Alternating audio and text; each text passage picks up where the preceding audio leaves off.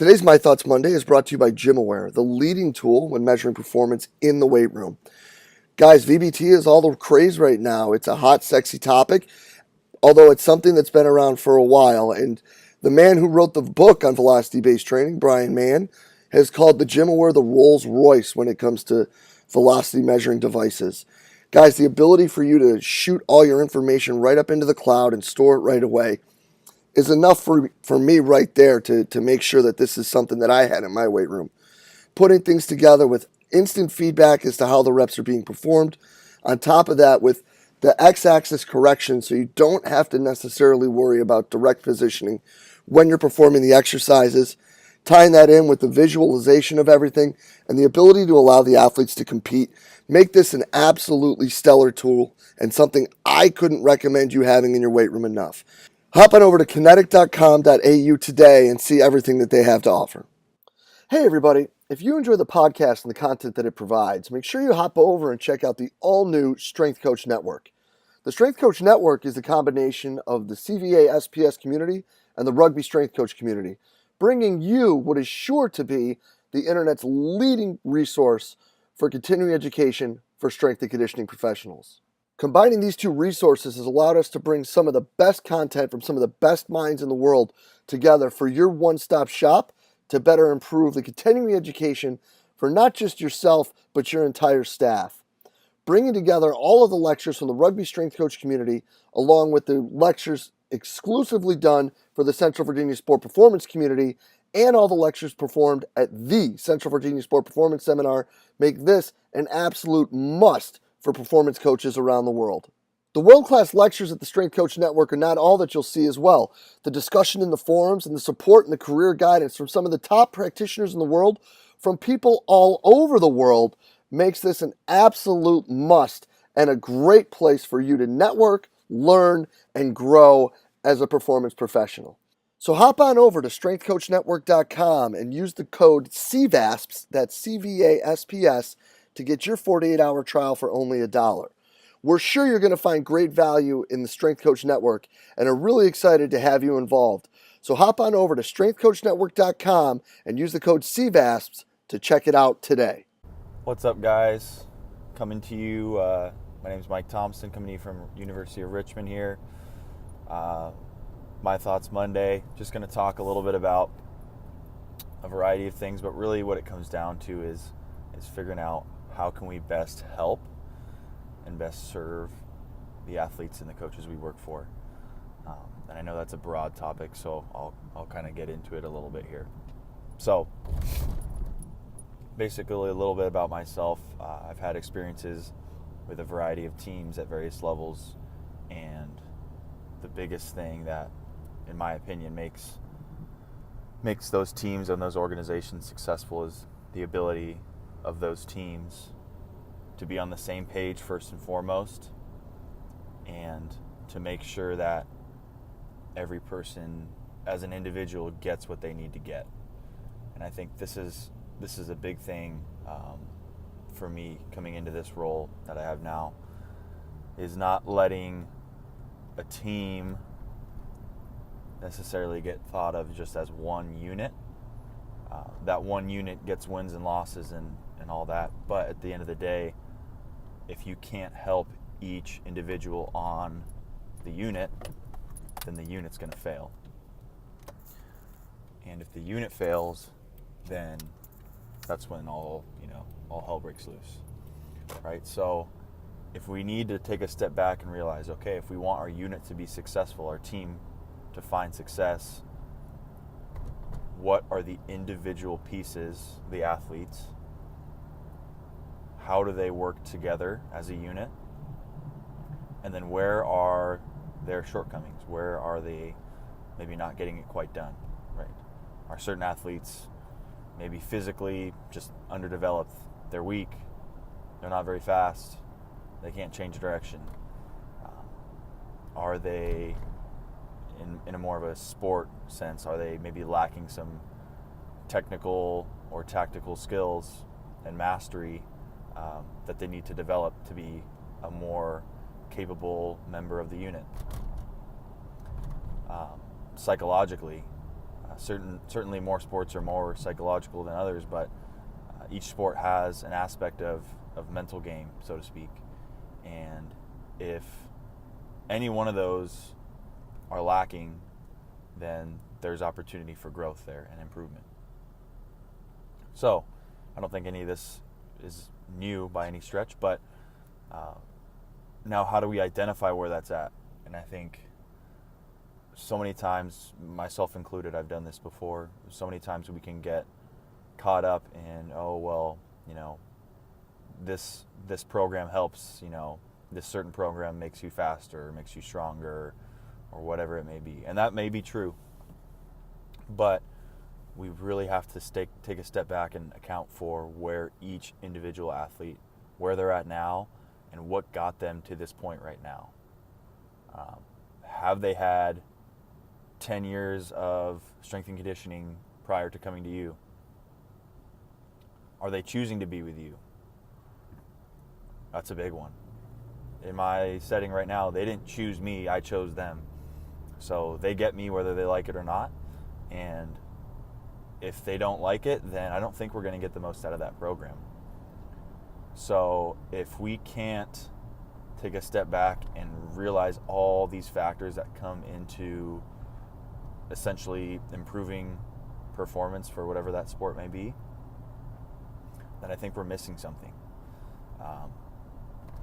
I've been spending some time talking with some of my athletes as we kind of prepare and transition from the in-season period to an off-season, and this sport in particular has a new head coach. This is their first year, so I'm new. Sport coaches are new. The people that have the longest tenure at the school are the athletes, and if we don't take this into consideration, I think we're doing them a disservice.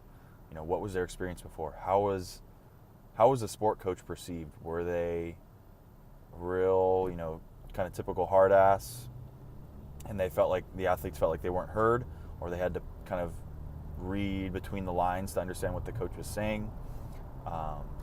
How was their experience? How was their experience previous with the strength and conditioning program before? Was there a program there? If so, what did they like?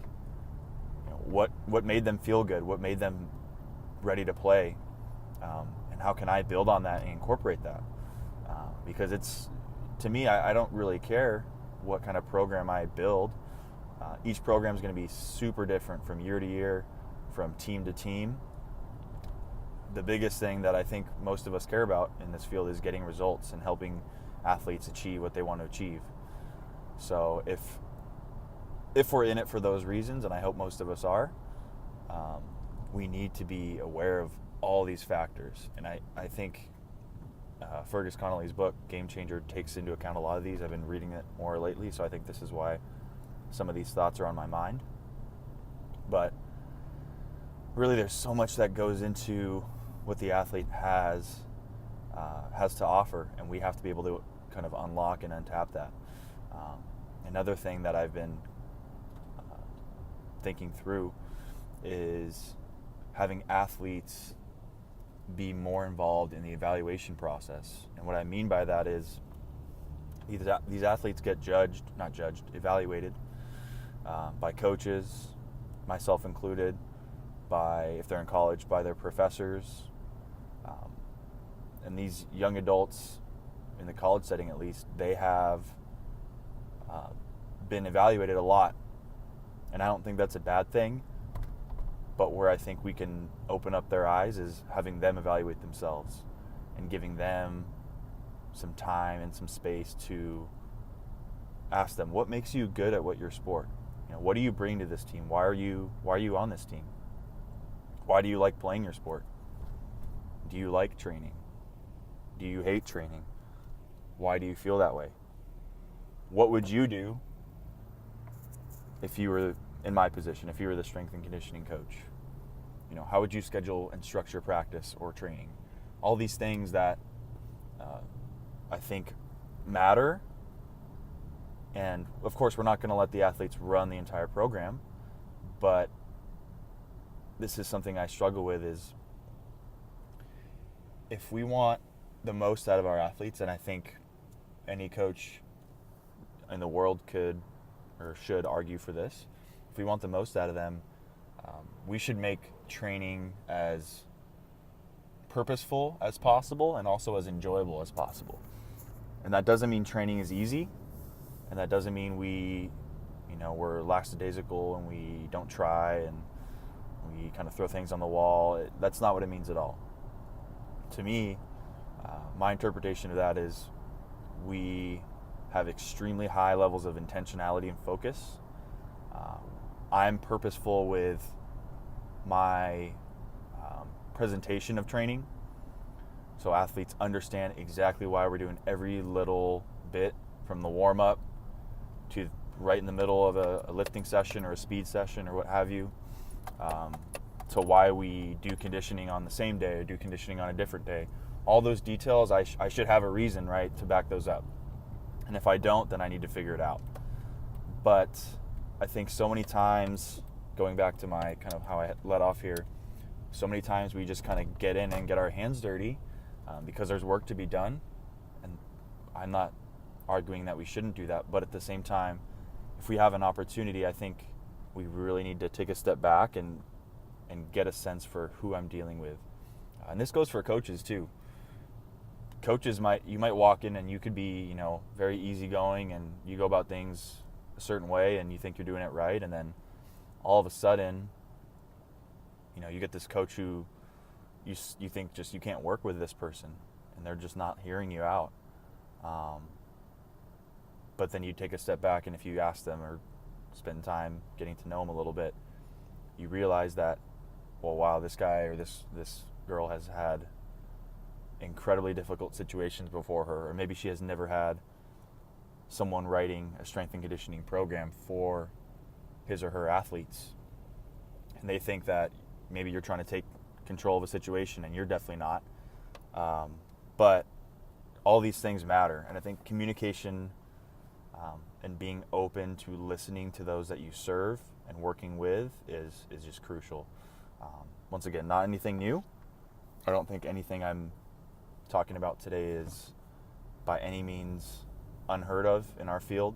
I think that we just need more applied examples of coaches and practitioners doing this and helping kind of spread the word, so to speak, to other coaches and other people in this field. Because I think if we can do this, we can now show sport coaches and administration that, hey, this guy matters, this girl matters. They get it.